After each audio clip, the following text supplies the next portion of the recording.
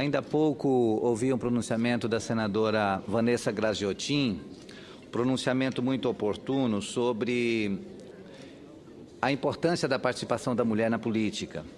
E eu fiz a ela uma parte dizendo que o Partido dos Trabalhadores tem dado uma grande contribuição no plano nacional para a presença da mulher na política. Não é por acaso que após 8 anos do governo do presidente Lula, ele ousou apresentar uma mulher como candidata a presidente. Não só o fato merece uma atenção especial, mas principalmente porque nas eleições de 2010, 2 mulheres disputaram a presidência. A presidenta Dilma, que foi eleita, e a candidata Marina Silva. Essas 2 mulheres tiveram 67% dos votos dos brasileiros.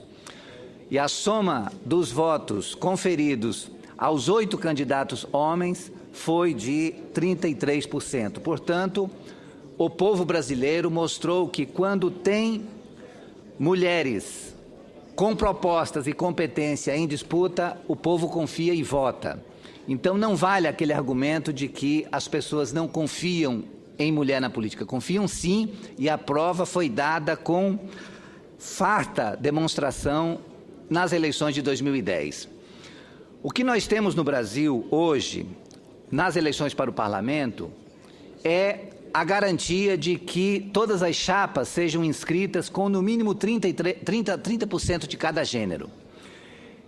Ocorre que os partidos, na realidade, não priorizam as candidaturas das mulheres. E exatamente por isso nós temos uma representação tão baixa no nosso parlamento. Nós temos aqui no Senado, com 81 senadores, apenas 10 mulheres. Na Câmara dos Deputados, com 513 assentos, nós temos apenas 45 mulheres. Isso coloca o Brasil com um percentual de participação feminina no parlamento de apenas 8,6%. É uma média muito baixa, porque a média mundial hoje já está de 22% de participação feminina.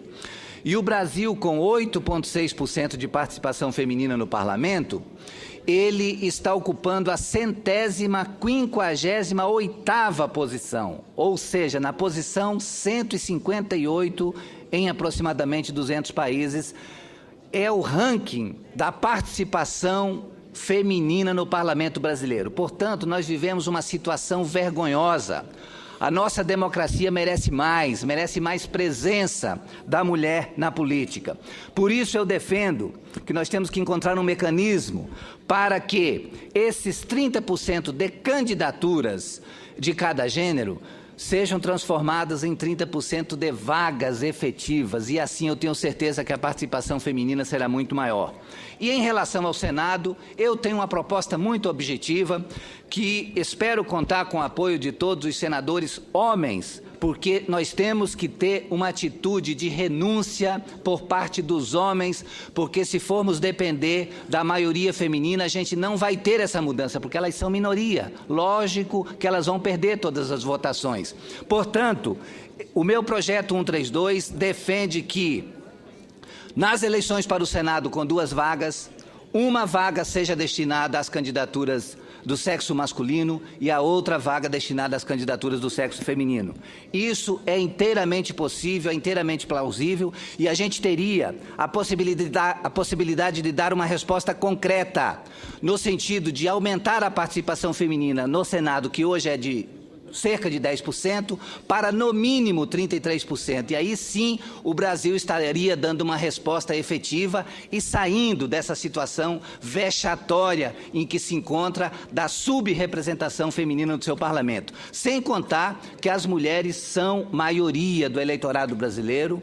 As mulheres conseguiram postos importantes em todos os espaços nas carreiras de Estado, onde o critério é a competência, onde ocorre concurso público, as mulheres disputam em pé de igualdade com os homens. E por que só no parlamento a subrepresentação feminina? Porque a máquina partidária no Brasil é comandada por homens e nós temos que tomar atitudes nesse sentido. Então, lá no estado do Acre, nós estamos dando o primeiro passo nós temos o candidato ao governo Keltian Viana, candidato homem, mas temos a candidata vice, que é a Nazaré, que é mulher.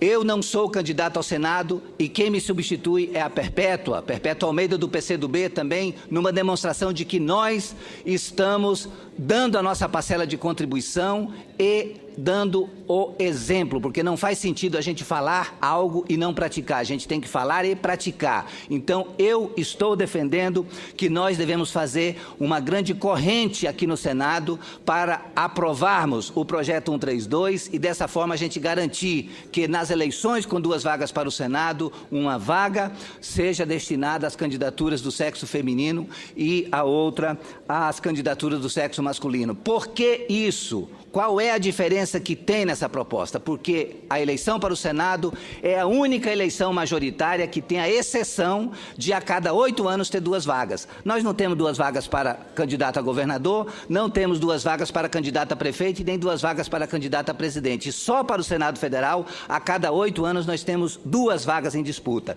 E exatamente nessas circunstâncias é que eu defendo que haja uma candidatura para homens e outra candidatura para as mulheres. E a outra questão que eu gostaria de falar a respeito é que eu consegui apresentar esse projeto à presidenta Dilma 2 semanas atrás e ela se mostrou completamente solidária e na torcida para que nós avancemos na discussão dessa matéria. E para concluir esse meu pronunciamento, eu gostaria de fazer referência também à pesquisa Datafolha que trouxe o resultado ultra positivo da realização da Copa no Brasil. Então, eu gostaria de destacar os resultados do balanço da Copa divulgados pelo governo e a mais recente pesquisa Datafolha com avaliação da Copa pelos visitantes estrangeiros que acompanharam o Mundial aqui no nosso país. De acordo com a pesquisa Datafolha, divulgada nesta terça-feira, a Copa do Mundo no Brasil surpreendeu positivamente os milhares de estrangeiros que vieram ao país para assistir aos Jogos. A pesquisa ouviu 2.209 estrangeiros de mais de 60 países nos aeroportos de São Paulo, Rio de Janeiro, Brasília e em algumas fanfests, além de locais de grande concentração nas cidades de São Paulo, Rio de Janeiro, Brasília, Belo Horizonte, Salvador, Fortaleza, entre os dias 1º e 11 de julho. Em alguns quesitos, diz a pesquisa, a aprovação foi quase total. 92% dos visitantes elogiaram tanto o conforto como a segurança dos estádios da Copa. Esse dado é realmente muito expressivo. Uma maioria absoluta de 76% também achou ótima ou boa a qualidade do transporte até as arenas do Mundial. A hospitalidade dos anfitriões da Copa foi um dos grandes destaques, segundo o levantamento. 95% dos estrangeiros avaliaram a recepção como ótima ou boa. A pesquisa reforça ainda o que vários senadores já destacaram nos últimos dias, aqui ontem e hoje, aqui nessa tribuna, a de que as notícias negativas divulgadas antes da Copa não resistiram à realidade positiva que foi mostrada durante a Copa. Segundo a pesquisa Datafolha, 90% dos entrevistados acompanharam notícias sobre o Brasil antes de viajar. Metade deles, 50%, disse ter ouvido mais relatos negativos do que positivos. Mas o que vimos é que os números contundentes mostraram que, na verdade, eles acabaram positivamente impressionados com o Brasil. A organização da Copa foi avaliada como ótima, boa por 83% dos estrangeiros. Para 12% foi regular e apenas 3% consideraram a organização ruim ou péssima.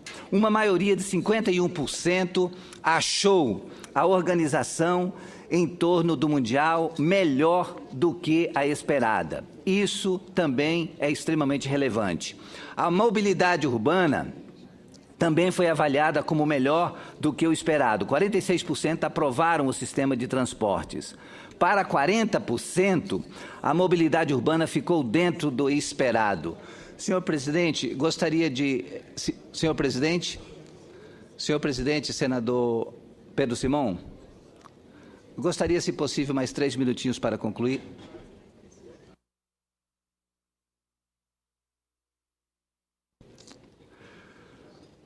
A mobilidade urbana também foi avaliada como melhor do que o esperado. 46% aprovaram o sistema de transportes. Para 40%, a mobilidade urbana ficou dentro do esperado e apenas para 11% ficou pior do que esperado.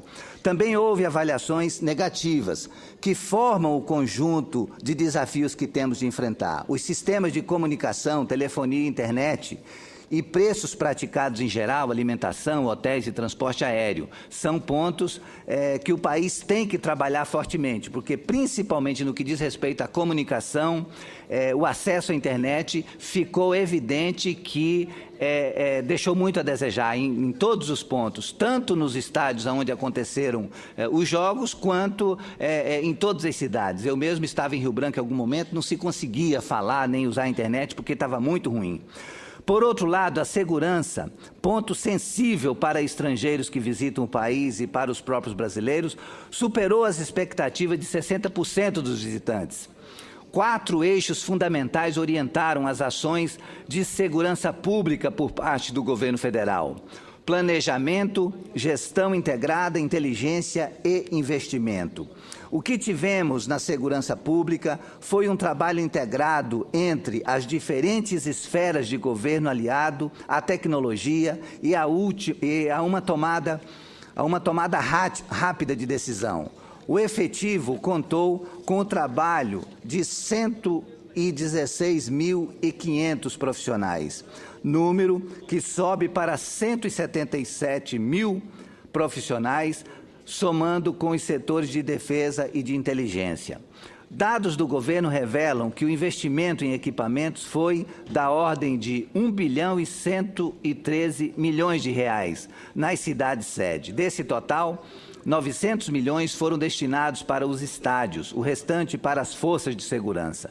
O Brasil deu, portanto, uma demonstração de que podemos ter um bom padrão de segurança pública e de que o desafio, segundo o próprio governo, é dar continuidade ao padrão estabelecido. Um levantamento realizado pelo Ministério do Turismo revela que o país recebeu turista de 203 nacionalidades durante a realização da Copa. Aproximadamente 1 milhão de estrangeiros passaram pelo país durante o período da Copa. A maioria, 61%, ainda não conhecia o país e elogiou os serviços que encontrou. A pesquisa revela ainda que os brasileiros são mais críticos que os estrangeiros. O atendimento e a receptividade são considerados positivos para 90,5% dos turistas domésticos e a segurança por 83,8%, ou seja, 7,5% e 8,2 pontos percentuais abaixo da avaliação dos turistas estrangeiros. Os estádios foram aprovados por 92% dos brasileiros e por 98,2% dos estrangeiros.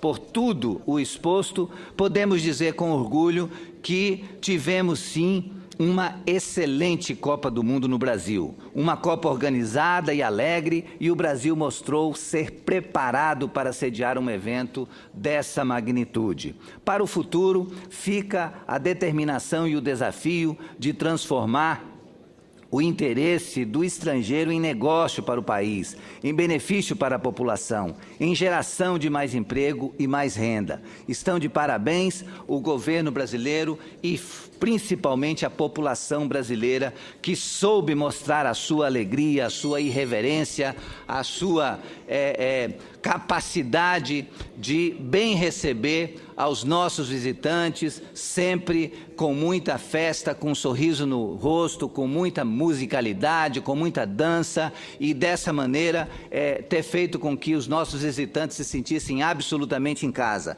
E mais uma vez eu digo, parabéns ao povo da Bahia, que soube tão bem recepcionar os nossos campeões mundiais, tetracampeões alemães, que estiveram por lá, foram muito bem recebidos, se incorporaram àquela comunidade, fizeram doação à comunidade indígena e participaram efetivamente da vida daquela comunidade, e exatamente por isso contaram completamente com a torcida do povo baiano. É claro que a Copa não terminou como gostaríamos, porque queríamos ver o Brasil hexa, mas valeu o resultado pelo esforço empreendido por todos.